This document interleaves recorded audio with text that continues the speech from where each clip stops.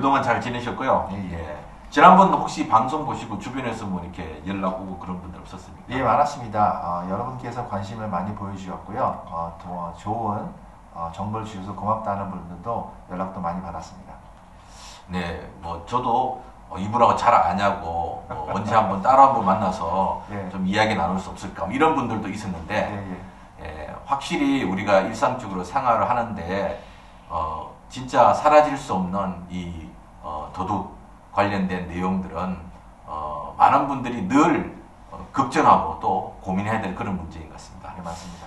예, 그 최근 수년간 그 캐탈리틱 컨버터, 그러니까 촉매 변환기, 자동차에 들어가는 부품이죠. 예, 맞습니다. 이것에 대한 도난 사고가 계속 일어나고 있는데 뉴욕 일원에서도 아주 심각하게 일어나고 있는지요? 예, 맞습니다. 요 근래 들어서 팬데믹 이후에 부쩍 범죄가 많이 증가됐습니다. 어느 조사 기관에 의하면은 약 900%, 한 1000% 가까이 올랐다고 와. 합니다. 그거는 촉매 변환기가 거기에 여러 가지 합금이, 금이 부속품이 있기 때문에 굉장히 고가에 팔리고 있기 때문입니다. 그래요? 예. 생각보다 심각한 일이네요. 그러면 고가라면 도대체 어떤 그 금속들이 있기에 그렇게 비싼가요? 예, 촉매 변환기 속에는 저희가 잘 알고 있는 플래티늄이 있습니다. 예를 들면 금을 한 아운스에 1700불로 기준했을 때 플래티늄이 거기서 한 아운스에 900불 정도가 판매가 되고 있고요. 라듐이라는 것은 굉장히 고가의 금속으로 되어 있습니다. 한 13,000불에 한 아운스에 13,000불 정도에 판매가 되고 있기에 그들이 많이 원하는 절도품 품목 중에 하나죠. 그렇게 비싸거든요. 이 촉매 변환기가 그 자동차에서 어떤 역할을 하는지 혹시 뭐 자동차 전문가는 아니시지만 아마 그 매연기관을 잘 정리해주고 매연기관에 연관된 부품을 알고 있습니다. 제가 정확히는 메카닉은 아닌데 매연기관에 많은 상당히 도움이 되는 걸로 알고 있습니다. 차에서 나오는 그 가솔린이 타면서 나오는 어떤 그 매연들을 제거해주는 그런 역할들을 예, 하고 있는 것 같습니다. 그러면 그 촉매 변환기가 보통 우리가 생각하는데 차 안에 들어가 있으면 훔쳐가기 쉽지 않을 텐데 네네. 이게 어디 뭐 밖으로 나와 있어서 어떻게 훔쳐가기가 쉽게 이게 만들어져 있나 보죠? 보통 차 밑에 우리가 그 메카닉 샵에 가다 보면은 우리 시청자분들께서도 차 밑에 살짝 보지 않습니까? 근데 뒤쪽에 있는 거는 일종의 우리가 말하는 머플러, 우리 한국말은 머플러라고 하죠. 네. 근데 중간 정도의 차 앞바퀴와 뒷바퀴 중간 쪽에 가면은 이렇게 두툼한 관으로 된 연결된 그게 바로 촉매 변환기입니다. 그러면 메카닉이 된 어느 정도 지식과 경험만 있으면 훔쳐가기 쉽겠네요. 예, 일종의 홈디포에서 메탈 절단기가 있습니다. 그러면 배터리로 건전지로 되기 때문에 자르는 거는 뭐 얼마 1분 이내에 양쪽을 파이프를 절단하면서 쉽게 가져갈 수 있는 부품입니다. 참 안타깝네요. 그 비싼 차에 네. 자기들이 필요한 부품만 훔쳐가면 그 차는 완전히 망가지는 거잖아요. 그렇죠. 다시 저희가 그거를 다시 리플레이스먼트 할 때는 그들은 판매 가격이 25불에서 300불 정도의 정크장에다 팔 수 있지만 저희 소비자나 저희 차 주인 같은 경우에는 다시 리플레이스먼트 할 때는 거의 몇천 불이 들어가죠. 자, 그러면 그 촉매 변환기를 훔쳐가는데 주로 그래도 이 도둑들 입장에서는 쉽고 좀 더 비싸고 또 자기들이 또 어디든지 가져가고 잘 팔 수 있는 그런 자기들이 원하는 게 있을 것 같은데. 예, 그들만의 리스크가 있습니다. 제가 대충 말씀드리자면은 일본 차 종류를 상당히 좋아합니다. 혼다 아코드, 97년 혼다 아코드, 토요타 캠리, 그리고 닛산 알티마, 포드 이카나 밴 굉장히 큰 거죠. 그리고 혼다 종류는 뭐든 좀 맞고요. 토요타 코롤라 종류까지 뭐 연도수를 막론하고 그런 제품을 상당히 선호하는 편입니다. 그러면 주로 유럽 차나 한국 차는 좀 거기에 좀 빠져 있겠네요. 예, 다행히 빠져 있습니다. 여러분 이걸 보시면 일본 차는 가끔 안 사야 되겠네요. 사면 손해 볼 가능성이 많습니다. 자, 그러면 우리가 어떤 부품들을 잃어버리면 그걸 다시 사야 되는데 현실은 그걸 사갖고 어떻게 뭐 해야 되는지. 예, 많은 분들이 도난을 당하면요, 보통 중고차나 그 정크장에 많이 알아봅니다. 예를 들면 플러싱 같은 경우에는 야구장 옆에 정크장이 있지 않았습니까? 예. 지금은 없어졌는데 그 전과 지금 이후에도 도난 제품 같은 경우에는 거의 다 온라인 상에서 판매가 되고 있고요.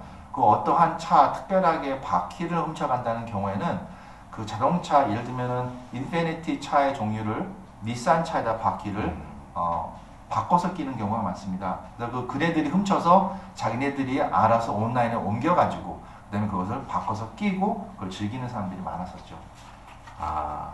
생각해보니까 저도 거의 한 30년 전, 벤이 있었는데, 자고 나니까 사이드미러 2개가 없어졌더라고요. 그러니까 미러 안에 있는 유리만 싹 뽑아갔어요. 네네. 그래갖고 사람들한테 물어보니까 이제 저 시어스 데드메 가서 사라고인데, 거기 들어가는 입구에 누가 그걸 2개 들고 있는 거예요. 네네. 아무리 생각해도 그게 제 거 같더라고요. 맞습니다. 그런데 어떡합니까? 그거 사갖고 끼워서 그냥 쓸 수밖에. 근데 그런, 혹시 잃어버렸는데 유튜브에 찾아보니까 내 부품이 거기서 버젓이 나와서 팔릴 수도 있겠네요. 예, 그렇습니다. 그 고가의 제품 같은 경우에는 그 바퀴를 들었을 때 휠 안에다가 자기 자동차 번호에 빈 넘버를 적어 놓습니다. 자기만의 마크를 해놨기 때문에 그게 부품이 어디에 환전될 경우에는 그 마크를 찾아서 할 수도 있고요. 거의 유린 제품이나 거울 제품, 말씀하신 거울 제품면은 거의 찾을 확률이 거의 없습니다. 자, 그러면 이제 도난 부품을 세탁해서 다시 차 주인에게 팔다가 적발되는 사례도 있을 것 같은데요. 네네. 도난 부품이라는 걸 모르고 내 차에 사서 다는데 혹시 뭐 특별한 문제가 있을까요? 만약에 그 판매업자가 이거는 도난 용품이다 라고 말할 때, 예를 들면 그들이 말하는 this is hot 이라고 말할 때가 있습니다. 예. 쉽게 말하면은 이제 훔친 제품이라고 말하고 아는 상황에서 저희가 그 물건을 구매할 시에는 장물아비가 돼서 입건이 가능하고요. 경찰에서도 그거를 방지하기 위해서 예를 들면 파는 사람과 사는 사람이 공급 라인이 끊기면 없어지지 않습니까? 그렇죠. 그래서 함정 수사를 많이 하곤 합니다. 저희가 팔 때 분명히 이거는 도난 제품이다라고 언더커버가 말을 하고 팔 경우에는 그게 법적으로 문제가 될 수 있습니다.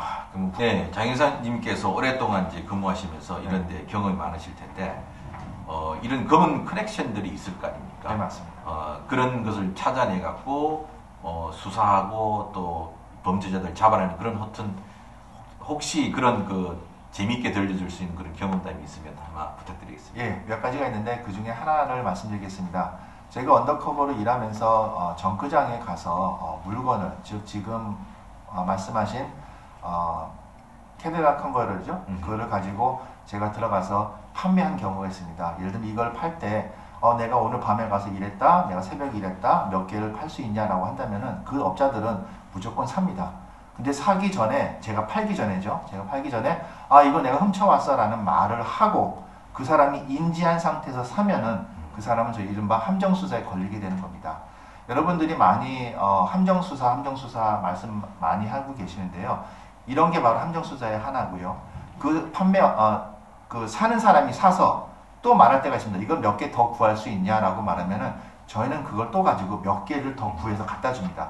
그래서 많은 양을 저희가 팔 때 그 사람이 어떻게 소화시키는지를 보고 어느 사람이 사러 오는지 그 물건이 어디로 흘러가는지를 끝까지 추적해서 한꺼번에 한 번에 잡는 게 바로 함정수사입니다. 사실 뭐 대부분은 중고 거래를 하더라도 정상적인 루트를 통해서 부품을 찾고 또 그것을 판매하고 있는데 그러나 그것을 이용해서 또 검은 커넥션을 가지고 이런 어둠의 방식으로 비즈니스를 하는 분들이 있는 것이 참 문제인 것 같습니다. 좀 마지막으로 이 차량 절도에 관련돼서 뭐 또 특별히 당부하시고자 하는 말씀이 있으면. 예, 있습니다.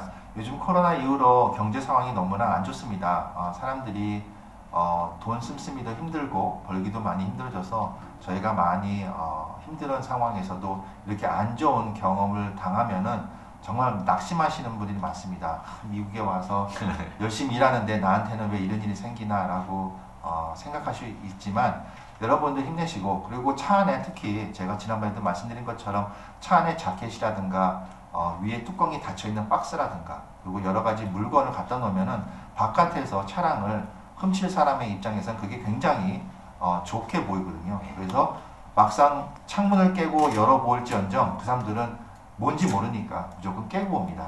거기서 이제 도난이 많이 발생되고요. 어느 분들께서는 요즘에 자전거도 훔쳐간다고 합니다. 아이들이 많이 놀고 바깥에서 운동시키려고 차 트렁크에다가 미니밴에다 집어넣으면은 그 차까지도 깨서 자전거, 어린아이 자전거까지 훔쳐간다고 하니까 조금 수고스럽지만 모든 차 안의 물건을 가능한 안 보이게, 그리고 보일 수 있다면은 펼쳐봐서 이건 별거 아니다라는 걸 보여줄 수 있게 하는 것도 도난 거에 많이 방지가 될 거라고 예상이 됩니다. 사실 예전에 아는 분이 차 유리를 깨서 봤더니만 그 안에 있던 코로 몇 개 가져가려고 차 유리를 깨. 네, 맞습니다. 그것도 전면을 깨갖고 가져갔는데 코로 몇 개 때문에 그 비싼 차 유리를 갈아야 되는 이런 일들이 발생을 한 걸 보면서 자동차 하나도 정말 잘 관리하고 조심해서 타야 되겠구나 이런 생각이 듭니다.